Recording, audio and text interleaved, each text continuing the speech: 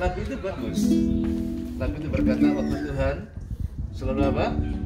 Terbaik. Ayo nyanyi lagu itu. Waktu Tuhan pasti yang terbaik. Walau kadang tak mudah dimengerti. Lewati cobaan ku tetap percaya waktu Tuhan pasti yang terbaik. Sekali lagi. Waktu Tuhan pasti yang terbaik. Walau kadang tak mudah dimengerti. Lewati cobaan ku tetap percaya waktu Tuhan pasti yang terbaik. Waktu Tuhan pasti yang terbaik. Sekali lagi bilang waktu Tuhan pasti yang terbaik. Enak nggak lagunya? Gampang dihafal nggak?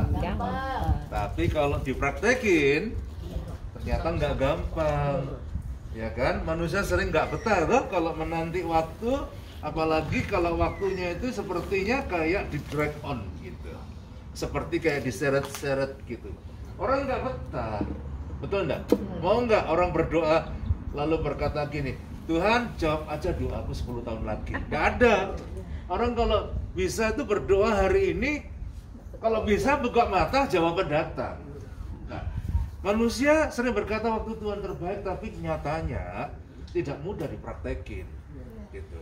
Tapi saya kepingin setiap kita hari ini ngerti bahwa waktu Tuhan itu selalu terbaik. Kita akan buka Alkitab kita di dalam Pengkhotbah pasal yang ketiga ayat 1 sampai 11. Pengkhotbah pasal 3 ayat 1 sampai dengan ayat yang ke-11. Ada yang sudah buka Alkitabnya? Sudah buka? Yuk baca sama-sama. Pengkhotbah pasal 3. Ya tak tunggu dulu sampai dapat. Sudah ketemu? Yang sudah ketemu bilang amin. Kayaknya belum. Tapi kalau ngitung uang kok cepet ya? Hari lain kok lama, ini yang saya heran. Kalau ngitung duit kadang bukan langsung dalam pikiran langsung tahu, tebel segitu sekian. Pengkhotbah pasal 3 1. Yang sudah dapat bilang amin. Ya, 1 2 3. Untuk segala sesuatu ada masanya. Untuk apapun di bawah langit ada waktunya. Itu waktu siapa? Waktu Tuhan. Jadi segala sesuatu ada waktunya. Sesuatu kalau tidak sabar ditunggu, akibatnya hasilnya tidak baik. Contoh, kalau masak nasi nih ya, masuk rice cooker, kira-kira berapa lama sih? 20 sampai 30 kali ya. Tergantung setelannya, antara taruhlah 20 sampai 30 menit. Nah kalau misalnya orang tidak sabar, 5 menit langsung dibuka rice cooker langsung dimakan. Hasilnya apa? Mentah. Enak tidak? Tak enak, ya toh. Sama dengan juga buah. Tiap pohon yang menghasilkan buah itu ada musimannya, ya toh. Kalau belum waktunya buah itu dipetik, masih setengah matang dipetik, yang terjadi apa? Enak tidak buahnya? Tidak enak karena mentah. Betul tidak? Jadi segala sesuatu kalau waktunya belum sampai lalu dipaksakan diambil, hasilnya itu pasti tidak enak, ya. Contoh lagi, ibu-ibu di sini dulu sudah pernah punya anak toh? Berapa lama hamilnya? Yang keras berapa lama? 9 bulan. Oh sampai ke 2 bulan. Berapa? 9 bulan gitu. Ya toh. Coba kalau ibu-ibu itu suruh milih ya, mana lebih enak mengandung 9 bulan atau mengandung cuma sebulan? Enak mana? 9 bulan atau sebulan? Saya pikir-pikir ya, kenapa Tuhan kasih 9 bulan? Kalau tidak nanti anaknya ibu itu banyak loh. Kalau sebulan langsung lahir, saya yakin anaknya akan banyak. Ya toh? Bu Juni anaknya berapa? Anaknya 4. Itu karena 9 bulan. Coba kalau misalnya sebulan anaknya berojot gitu keluar, aduh, anaknya pasti kelipatan 4 tuh. 4 kali 4 16. Kenapa? Gampang toh. Sebulan toh penanggungannya gampang. Tapi Tuhan kasih sebulan 9 bulan. Nah, jadi Kalau waktu 9 bulan itu dilanggar, nggak betah, nggak enak, tidur juga enak, makan juga ada banyak pantangannya. Gimana kalau sebulan lalu operasi aja dikeluarkan anaknya? Yang jadi apanya? Jadi bayi bukan? Belum, kenapa? Belum waktunya. Nah, jadi segala sesuatu itu kalau waktunya belum sampai, lalu dilanggar, hasilnya pasti tidak baik. Nah, ayat 11 sekarang, ayat 11. Ayat 11 ya. Katakan begini, ia membuat segala sesuatu indah apa? Pada waktunya. Yang percaya bilang amin. Jadi Tuhan itu dikatakan membuat segala sesuatu indah pada waktunya. Waktu Tuhan itu yang paling indah. Waktu Tuhan itu yang paling apa? Paling terbaik. Bilang sama saya, waktu Tuhan paling apa? Terbaik. Jadi itu harus kita mengerti. Makanya Tuhan bilang begini. Tuhan mengajar kita ya, untuk senantiasa menanti-nantikan Dia. Menanti-nantikan waktunya Tuhan. Belajar sabar menanti-nantikan waktunya Tuhan. Karena waktu Tuhan selalu terbaik. Ya Pak, sekarang masing-masing punya apa dalam pikirannya di kemudian hari ini? Ada yang kepengen, oh saya kepengen anakku tinggal satu, kepengen mantu. Baik, boleh. Tapi jangan nggak sabar, jangan sampai waktunya Tuhan dilanggar. Ada yang kepengen, oh Tuhan kapan saya punya rumah? Ya boleh-boleh saja punya rumah. Yang sudah punya rumah mungkin punya rumah lebih gede lagi, boleh-boleh saja. Tapi ingat, segala sesuatu itu indah pada waktunya. Kalau dipaksakan, hasilnya pasti tidak baik. Saya beri contoh di Alkitab ya. Saya beri contoh dua saja, karena waktu kita nggak banyak. Betapa bedanya ya, orang itu kalau ngerti waktu Tuhan dan tidak mengerti waktu Tuhan, hasilnya itu beda. Karena kalau orang itu melanggar waktunya Tuhan, hasil akhirnya apa? Duka cita. Bilang sama saya, hasilnya apa? Duka cita. Jadi semua yang hadir saat ini termasuk yang nonton online, kita harus mengerti bahwa pada saat orang itu melanggar waktunya Tuhan, hasil akhirnya itu duka cita. Tidak akan pernah menyenangkan. Ya, saya beri contoh. Orang namanya Yakub. Ya, Yakub. Yakub itu sejak semula oleh Tuhan sudah dirancang bahwa dia anak bungsu tetapi akan menjadi yang sulung. Dan Tuhan sudah nubuatkan bahwa Yakub itu akan menerima hak kesulungan. Jadi zaman dulu itu kalau anak sulung dapat berkat namanya hak kesulungan.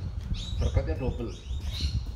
Nah, Yakub yang mendengar nubuatan itu dari mamanya, dari ibunya, bahwa kamu itu dinubuatkan sejak kecil, kamu itu akan menjadi yang sulung dan kamu akan mengalami yang namanya berkat kesulungan. Tapi sangat disayangkan, Yakub itu tidak mengerti waktu Tuhan. Begitu dia dengar cerita dari mamanya, langsung dia pakai akal-akalan. Dia pakai caranya sendiri, dia pakai jalan pintas. Dia tidak mengerti waktu Tuhan, yang penting lebih cepat, lebih baik. Ingat ya prinsip ini ya. Ada orang bilang lebih cepat, lebih baik, itu tidak selalu benar. Ya, lebih cepat, lebih baik itu tidak selalu benar. Nah, Yakub pakai prinsip ini, lebih cepat, lebih baik. Karena Tuhan sudah nubuatkan saya bakal akan terima hak kesulungan. Kenapa nggak sekarang saja? Akhirnya bapaknya ditipu. Bapaknya kan matanya sudah agak lamur, agak-agak mungkin kalau zaman dulu itu tidak kenal apa namanya itu katarak. Tambah lama tambah tebal. Sehingga Ishak itu sudah tidak bisa melihat lagi dengan jelas. Ya, itu siapa? Itu adalah Ishak gitu. Jadi Ishak ditipu oleh Yakub. Yakub pakai bulu karena Ishak itu Esau itu badannya berbulu. Jadi dia pakai bulunya domba dipasang di tangannya. Bapaknya itu setengah buta. Waktu dipotong tangannya begini, oh berbulu. Ini anakku yang pertama ini. Lalu yang terjadi apa? Yang terjadi adalah Ishak melepas berkat. Namanya berkat kesulungan. Jadi yang terima berkat kesulungan siapa? Yakub. Tetapi lihat ini ya, kalau secara manusia berpikir, wah bener dong caranya tuh sangat berhasil. Dengan menipu bapaknya dia terima berkat kesulungan. Tetapi dengar baik-baik, sepintas dia terima berkat itu cepat, pintas dan kilat gitu. Tetapi kita melihat hasilnya apa? Kalau dibaca lebih jauh di Alkitab, ternyata Yakub dengan cara jalan pintasnya tadi itu berakibat duka cita. Padahal dia kalau tidak pakai akal-akalan, kira-kira Tuhan bisa genapi nggak janjinya bahwa dia akan terima berkat kesulungan? Oh pasti dapat. Tapi dia pakai jalan pintas. Dia nggak ngerti waktunya Tuhan. Yang terjadi apa? Seperti saya katakan tadi, orang kalau melanggar waktu Tuhan, hasil akhirnya itu duka cita. Apa duka citanya? Yang pertama, nih ya, yang pertama, dia hidup dalam ketakutan.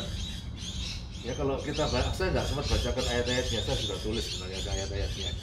Tapi terima saja cerita ini. Yakub yang pertama, dia mengalami ketakutan. Ketakutan apa? Dia takut dibunuh oleh kakaknya. Alkitab berkata di dalam Kejadian 27 itu dicatat bahwa Ishak itu dendam dan mau bunuh adiknya. Anda bisa bayangkan, walaupun dia terima berkat kesulungan, tapi tiap hari hatinya empot-empotan. Kenapa? Karena takut mau dibunuh oleh siapa?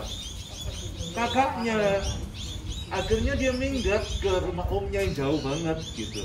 Namanya bilang, tinggal aja sama om kamu. Jadi ya aku pergi ke rumah omnya untuk menjauhi siapa? Esau gitu. Jadi hidup ketakutan. Nah, dengar baik-baik. Kalau kita melanggar waktu Tuhan, seringkali orang itu hidup dengan ketakutan. Jangan melanggar waktu Tuhan. Yakub hidup dengan ketakutan. Biarpun dia terima berkat kesulungan, tapi hidupnya nggak tenang. Hidupnya penuh ketakutan. Itu yang pertama. Nah, yang kedua apa, Bapak Ibu? Kalau kita lihat ceritanya lebih jauh, ternyata orang itu kalau melanggar waktu Tuhan, yang saya katakan tadi, hasil akhirnya duka cita. Yang pertama dalam ketakutan. Yang kedua, Yakub sendiri ditipu orang. Ngerti ya? Orang kalau nipu orang, nanti akan ditipu orang. Nah, Yakub tuh nipu bapaknya. Akhirnya apa? Yakub ditipu sama siapa? Sama omnya, yang namanya siapa tadi? Laban tadi. Bisa menangkap ini? Jadi kalau kita melanggar waktunya Tuhan, itu pasti duka cita. Yakub mengalami apa? Yang pertama, hidup dalam ketakutan. Yang kedua apa? Yakub itu ditipu oleh omnya sendiri. Kerja itu gajinya dipermainkan oleh omnya. Nah, masa enak hidup seperti ini? Ditipu orang, ya kan? Dikadalin sama orang, masa enak? Nah, itu sebabnya Ibu-ibu, Bapak sekalian, jangan pernah kita itu melanggar waktunya Tuhan. Nah, sebaliknya sekarang lihat Tuhan Yesus ini ya. Kita akan baca ayat ini, Yohanes pasal yang ke-11. Buka kita bersama-sama, Yohanes pasal 11. Yohanes 11 ayat yang keempat lebih dulu ya. Yohanes pasal 11 ayat yang keempat.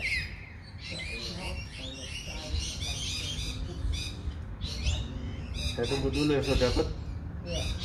Dapat dulu, gue yang lain belum dapat. Yohanes 11 ayat yang keempat. Sudah dapat belum? Yang sudah dapat bilang amin. Ayat 4 ya. 2, 3. Ayat yang keempat. Ketika Yesus mendengar kabar itu. Kabar apa? Kabar bahwa Lazarus itu sedang sakit keras. Zaman dulu udah ada SMS. Zaman sekarang mungkin Yesus itu dibocorin, di SMS-in. Kalau Lazarus apa? Sakit. Dan harapan dari kedua saudaranya bilang apa? Kalau bisa cepat datang dong. Didoakan supaya sakit keras ini apa sudah jadi sembuh, gitu kan? Nah, tetapi lihat ayat 34 ini. Ketika dikatakan Yesus mendengar apa kabar itu, ia berkata, penyakit itu tidak akan membawa apa? Kematian, tetapi akan menyatakan kemuliaan Allah, sebab oleh penyakit itu anak Allah akan dimuliakan. Yesus memang mengasihi Maria dan kakaknya,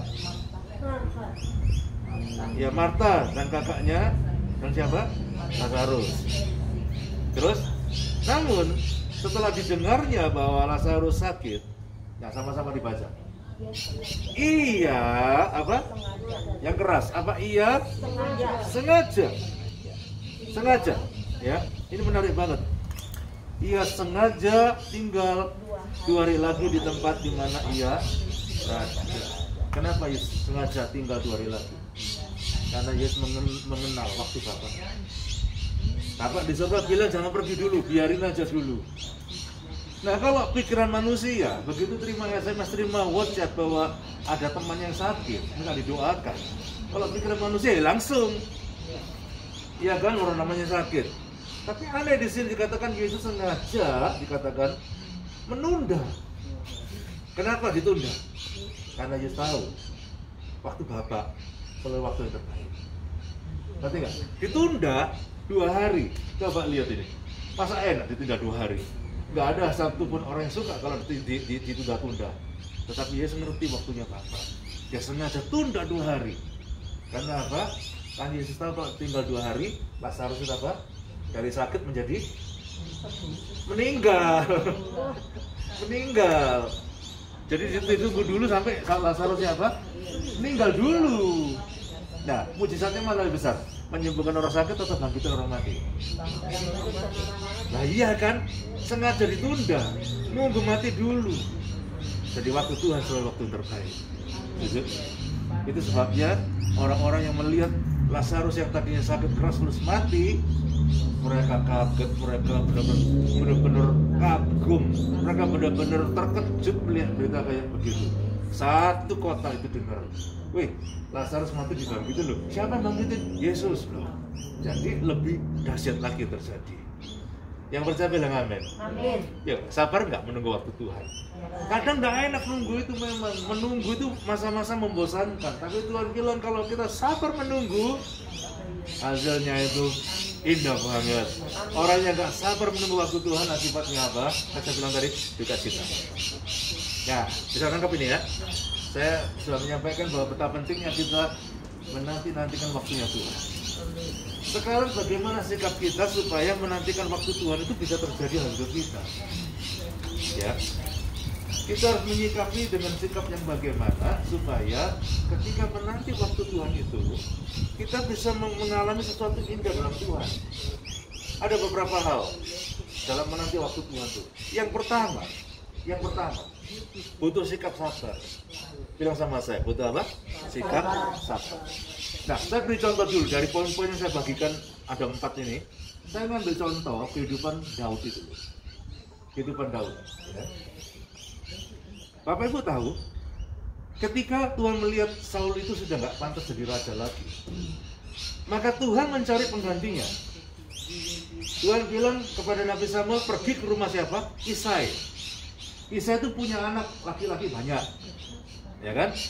Nah, salah satunya yang Tuhan bilang, pengganti Saul itu adalah namanya Daud. Ya. Nah, bayangkan, waktu kakak-kakaknya ditampilkan oleh bapaknya, Daud, Tuhan bilang bukan yang ini, bukan yang ini, bukan yang ini, bukan yang ini. Lalu Samuel tanya sama Tuhan, Tuhan, anaknya sudah dikeluarkan semua, tapi kok dari pilihan Tuhan? Terus Tuhan bilang begini, masih disembunyikan satu. Terus saya, ini semua anakmu, ada lagi sih. Nggak masuk hitungan, terlalu kecil, ya kan, kemerah-merahan. Kalau kita punya bahasa tuh anak masih ingusan, ya walaupun nggak ada ingusan tapi ingusan gitu, anak ingusan gitu. Terus Tuhan bilang begini, cari dia. Dan tahu ketika ketemu Daud, Tuhan bilang inilah orang yang aku pilih untuk menggantikan Saul. Dan tahu gak ibu-ibu, Pak Mul juga, Chris, itu minyak udah dituangkan ke Daud. Artinya apa? Udah diurapi. Dia jadi raja, ya toh? Nah bayangkan, kalau misalnya nih ya, Pak Mul diurapi Tuhan misalnya, malam hari ini kamu disiram minyak, kamu menjadi perdana menterinya Australia, ya kan? Pasti kamu jadi perdana menteri Australia. Kira-kira gayanya dia gimana kalau sering gitu? Lain dong gayanya dong. Gini-gini kamu jangan ngomong sama saya sopan dikit sama suaminya. Ini PM, ya kan? PM, ya kan? Prime Minister, ya kan? Jadi Daud seharusnya punya hak seperti itu. Dia sudah bangga gitu loh. Dia jadi dilantik jadi raja. Tapi perhatikan ini, Daud ngerti waktunya itu. Sekalipun udah dituangin minyak loh. Tapi lihat, itu di 1 Samuel 16. 1 16 itu dikatakan dia udah dilantik, udah diurapi. Tapi herannya begini, sikap dia tetap biasa-biasa aja. Ya kan? Karena apa? Waktunya belum tiba. Dia masih kerja seperti biasa, bapaknya bilang kamu gembalakan tuh kambing dombamu, bapakmu itu cuma berapa? 2-3 ekor, buat tidak banyak. 2-3 ekor. Coba kalau dia nggak sabar waktu, doa, saya kan raja, masa raja disuruh mengembalakan kambing domba ya kalau banyak, cuma 2-3 ekor, yang bener aja, ya kan? Gengsi jangan malu kan digituin kan. Tapi lihatin Daud, walaupun mengembalakan 2-3 ekor tetap dikerjain. Dan satu kali dia dipekerjakan di rumah Saul, tetap dia kerjakan tugas-tugasnya, tugas bapaknya, tugas kerjaan di Saul dikerjakan semua dengan baik.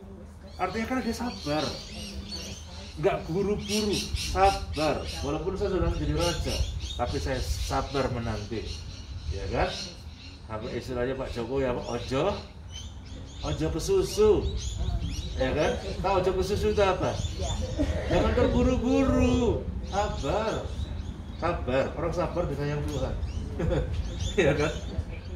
Nah jadi Daud sabar menanti waktunya Tuhan. Jadi kalau saat ini kita sedang berdoa menantikan sesuatu dari Tuhan, mungkin ada yang berdoa supaya dapat jodoh. Bukan di sini ya, di sini. Kalau sini sudah usul semua ini, udah uzur di sini, udah sore. Nanti yang di online tuh loh, yang lagi berdoa dapat jodoh, yang lagi berdoa supaya dapat kerjaan, yang lagi bergumul lewat doanya untuk sesuatu hal. Dengar, ada waktunya Tuhan tuh menyatakan kemuliaan. Ada waktu, semua ada waktunya. Jadi yang pertama yang dibutuhkan apa? Kita perlu sabar. Dengar baik-baik. Yang pertama sabar. Karena kalau menanti waktu Tuhan kita nggak sabar, kita akan melanggar waktu Tuhan. Yang kedua, sikap apa yang dibutuhkan dalam menanti waktunya Tuhan ini? Yang kedua, dibutuhkan sikap loyalitas. Bilang sama saya apa? Loyalitas. Si Daud itu dipekerjakan di rumahnya Saul, ya. Dipekerjakan di rumahnya Saul. Tetapi yang terjadi apa? Di rumahnya Saul itu Daud tetap menunjukkan sikap loyalnya itu. Padahal dia kalau lihat Saul, loh ini yang bakalan ganti, ya kan? Ini orang bakalan gantiin. Tetapi yang terjadi apa? Daud tetap sabar dan tetap loyal bekerja di rumah Saul itu. Dia tidak merubah sikapnya, dia tetap loyal, ya kan? Sampai dikatakan apa? Saul itu demen dengan Daud. Kenapa Saul suka sama Daud? Karena Daud itu loyal, ya. 1 Samuel pasal 16 dibuka Alkitab kita. 1 Samuel pasal 16. 1 Samuel pasal 16 ayat yang ke-21 sampai 23. Bu Juliana mau dibacakan silakan Bu, tolong. 1 Samuel pasal 16 ayat 21 sampai ayat 23. Perhatikan ini. Daud meskipun sudah dilantik jadi raja, tapi dia tetap menunjukkan loyalitas kepada tuannya. Sikap loyal itu sikap yang apa namanya ya? Yang setia, loyal gitu ya. Silakan 1 Samuel pasal 16 ayat 21 23. 1 Samuel 16 ayat 21 sampai 23. Ya. Demikianlah Daud sampai kepada Saul dan menjadi pelayannya. 16. Saul sangat mengasihinya dan ia menjadi pembawa senjatanya. Sebab itu Saul menyuruh orang kepada Isai mengatakan, biarkanlah Daud tetap menjadi pelayanku, sebab aku suka padanya. Ya. Jadi apa? Saul itu suka kepada Daud. Kenapa? Menjadi pelayan. Karena dia pelayan yang baik, dia loyal. Coba zaman dulu siapa yang punya pembantu di Indonesia? Angkat tangan. Punya pembantu dulu tuh? Kalau pembantunya baik, seneng nggak tuan? Kalau pembantunya itu bisa dipercaya, pembantunya itu loyal, ya tuh? Seneng. Loyal itu berarti apa ya? Punya dedikasi, punya ketaatan, punya kesetiaan dalam mengerjakan tugas-tugasnya, ya toh. Dedikasi tugas dikerjakan dengan baik, itu loyal, ya, penuh dedikasi. Nah, bagaimana kita? Kalau misalnya kita sedang melakukan tugas di pekerjaan di perusahaan, kayak Buati kerja di perusahaan, ya saya percaya Buati juga punya mimpi-mimpi yang besar, kan, ya. Tapi saat ini bekerja di kantornya dikerjakan dengan keseriusan, dikerjakan dengan rasa dedikasi, dengan penuh dedikasi, penuh dengan keloyalan, rasa loyalitas. Sehingga apa? Pada waktu pandemi itu beberapa orang dikeluarkan Tetapi Boas itu tetap dipakai untuk bekerja di sana. Kenapa? Karena perusahaannya tahu ini orang setia, ini orang loyal, ini orang baik, ini orang penuh dedikasi. Ya, menanti waktu Tuhan, ingat, tunjukkan sikap dedikasi kita, tunjukkan rasa loyal kita kepada orang-orang yang mempercayakan tanggung jawab kepada kita. Amin. Sebanyak orang kadang-kadang kepingin jadi pemimpin, tapi dia sementara menjadi orang dipimpin, dia tidak loyal. Dia cepat-cepat jadi pemimpin. Dengar baik-baik, waktu Tuhan selalu terbaik buat kita. Tunjukkan sikap loyal kita. Ya. Nah yang ketiga, sikap apa yang kita butuhkan di dalam menanti waktunya Tuhan ini? Yang ketiga, perhatikan baik-baik. Yang ketiga yang dibutuhkan sikap kita adalah kita perlu tetap menabur hal-hal yang baik. Amin. Dalam masa penantian kita tabur yang baik. Misalnya ada yang berdoa gini ya. Saya beri contoh. Ada orang lagi berdoa menanti-nantikan Tuhan. Kapan saya itu diberikan anak? Dia sudah kawin lama tapi anaknya itu gak pernah belum pernah istri mengandung, sekian lamanya tidak pernah mengandung. Padahal mereka berdua sudah menikah lama. Tapi mereka percaya Tuhan tetap berikan Tuhan. Ya, tetap menabur dalam doanya. Nah yang terjadi apa? Satu kali ada temannya yang membutuhkan pinjaman uang gitu. Dalam masa menanti jawaban doa tadi, temannya ada yang butuh pinjaman uang. Nah coba lihat, di tengah-tengah dia sendiri punya masalah, lagi berdoa, menunggu waktunya Tuhan jawaban doa datang. Temannya minta bantuan, pinjamin duit dong. Tahu nggak Bapak Ibu? Ini yang perlu saya katakan tadi. Di dalam menanti waktunya Tuhan, tetap nabur yang baik. Yang dilakukan keluarga ini apa? Oke, saya pinjami kamu duit. Kamu nggak usah bayar bunga. Kamu butuh uang, tak pinjami duit tapi balikin. Temannya bilang saya pasti balikin. Kamu nggak usah bayar bunga.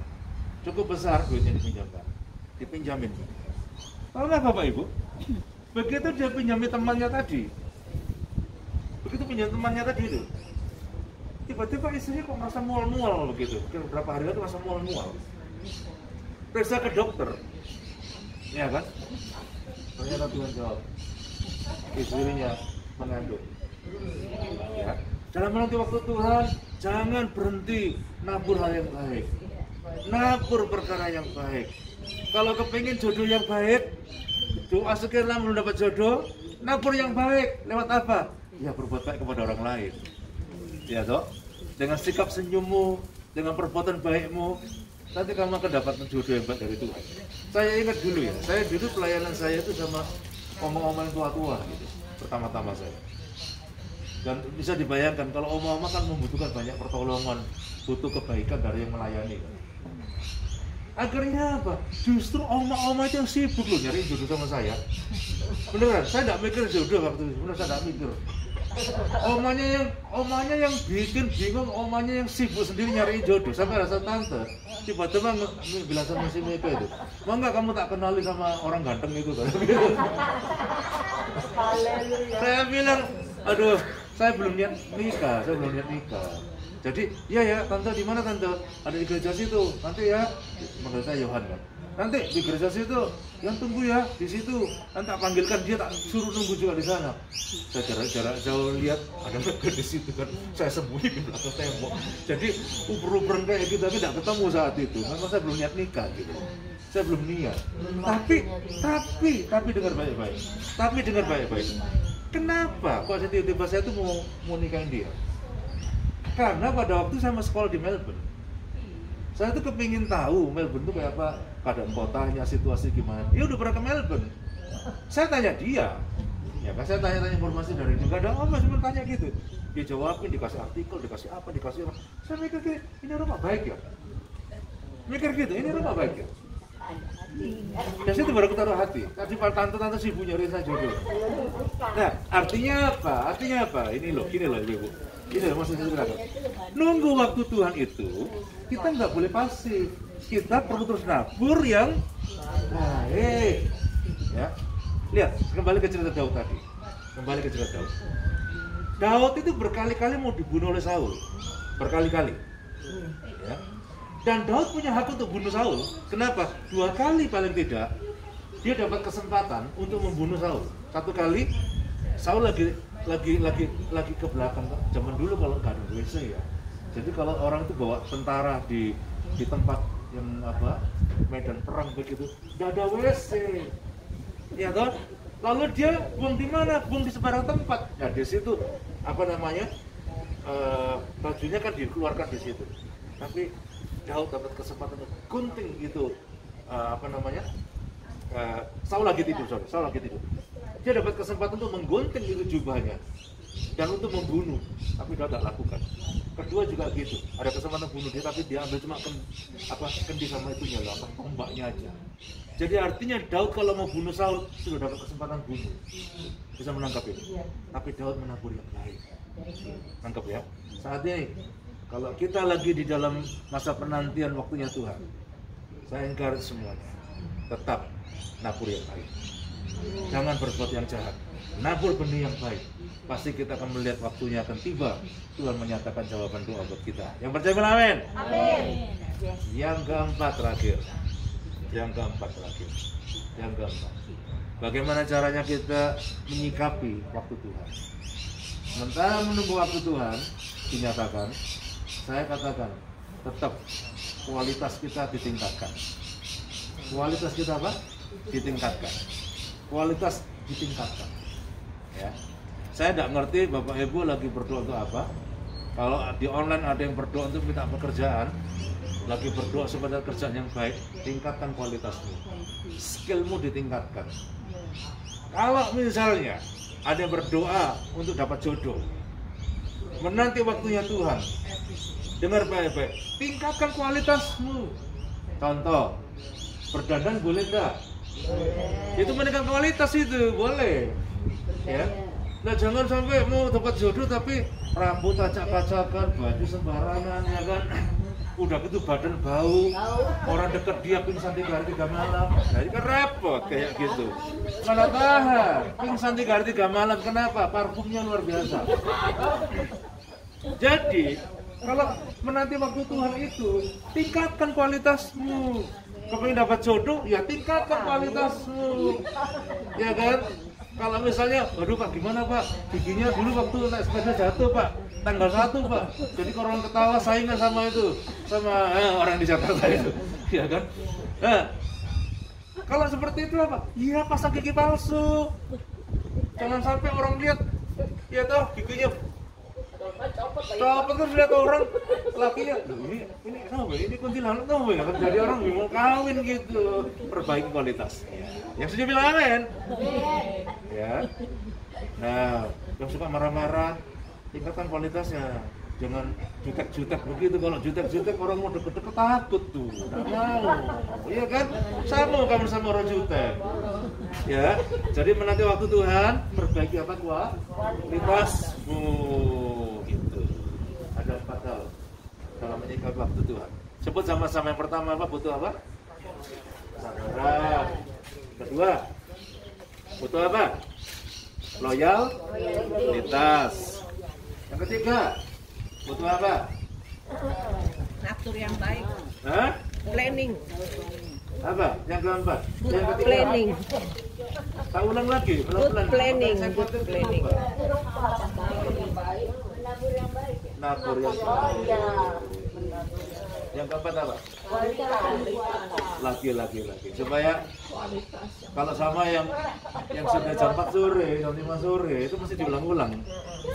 Jadi ada 4 poin dalam menyikapi waktu Tuhan. Yang pertama, sabar ya. Yang di call online juga ingat. Yang pertama sabar. Jangan lupa. Oke? Jangan lupa. Yang pertama apa? Sabar. Yang online bilang dong, apa? Kok saya tidak dengar? Yang pertama sabar. Yang kedua apa? Belum. Loyalitas. Loyal ya. Kalau kamu kepingin dipromosikan di kerjaanmu, tunjukkan sikap loyalmu. Sementara nanti waktu Tuhan. Yang ketiga, nabur yang baik. Nah, ibu ini cuma ingat ya, Nek. Ingat kualitas tapi ingat cuma apa? Tadi dapat jodoh giginya dibenerin apa kan? Ingat itu doang. Ya loh, tapi sudah jangan macam-macam. Jadi yang ketiga nabur yang baik, yang keempat Kualitas ditingkatkan.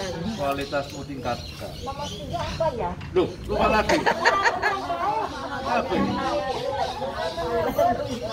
Gak apa-apa, lain kali tak tulis ini kertasku di sini, tak tempel di baju. 1, sabar. 2, loyal. 3, nabur yang baik. 4, kualitas.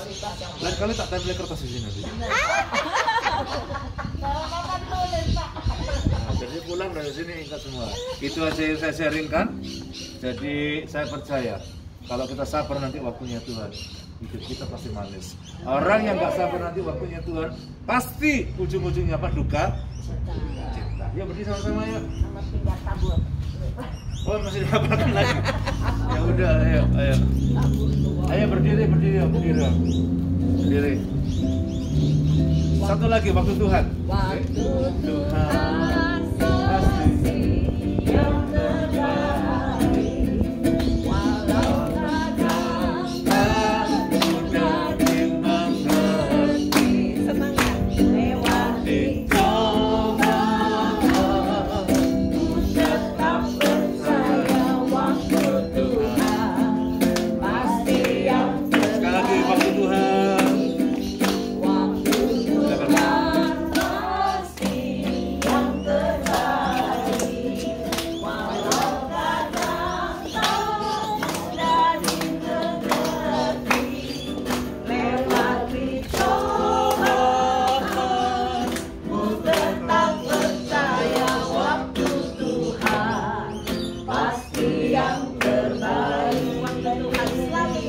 Waktu Tuhan selalu yang terbaik. Amin.